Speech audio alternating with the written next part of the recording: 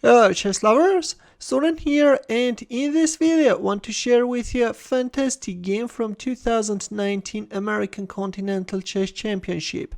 This game was played in round 3 between Bolivian International Master Jose Dnaiel Gemy and Brazilian chess grandmaster Alexandr Fier. Fier is on the black side, and now without further ado, let's get started with this game and see what happened on the board. Gemy opened up with knight f3 and Fier responded with c5.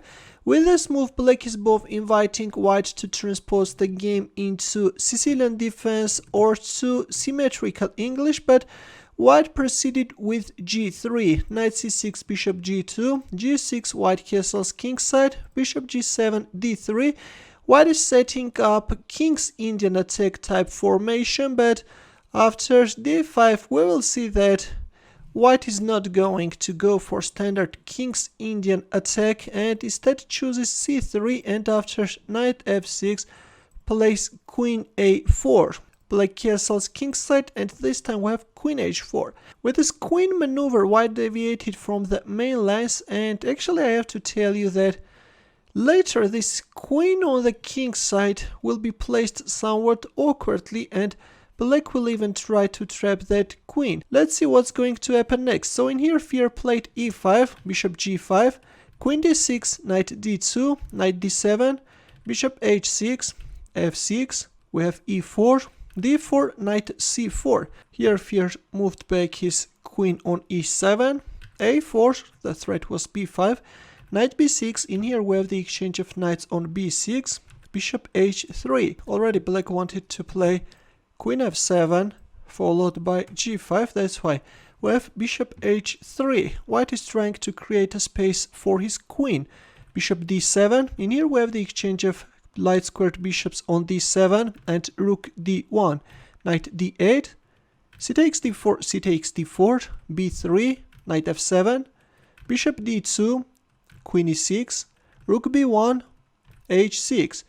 All the time black wants to make use of the fact that this queen is out of the game and wants to create problems. Here white played king g2 in order to secure this h3 square for the queen, and there it goes. f5 is on the board. Black is starting an advancement on the king side. Queen h3, queen f6, e takes f5, g takes f5, and bishop b4, which is a mistake. In here it was better to play rook e1, not allowing e4 advancement, but in our game we have bishop b4 and an aggressive response by Alexandr Fier e4, knight d2, and this time we have knight g5. Now can you understand how awkwardly is placed this queen on the king side? Queen h4 was played. Here we have rook f7, rook e1, rook e8, f4, and another aggressive response by Fier. This time we have e3. Black is going for a piece sacrifice. Well, it takes f3 check, gives black more solid chances, but in our game we have this aggressive e3, f takes g5, h takes g5. So black sacrificed his piece, but in return now we'll start making use of his pawns, and this time we have g4, knight c4, bishop f8. Black is freeing this 7th rank for the rook. Later wants to move away this rook from e8 and then try to trap the queen. Bishop takes f8 was played, rook takes f8, and as already the threat is rook h7, white offered the exchange of queens. And after queen takes h4, black managed to gain the second passed pawn, and f4 is on the board. Now in here, in order to stop black pawns, white needs to defend accurately, but this is something which white failed to do, and it was in here that Gemy made a mistake and played king f1. After which black's position is becoming winning. Instead of playing king f1, it was better to play rook g1. First bring this rook on the king side and only then play king f1. Now if f3 check, then king f1. If rook g7, then knight e5, and white is managing to fight back. Rook f4, rook c1. The engine evaluates black's position slightly better, but all in all, the position remains highly complex and double-edged.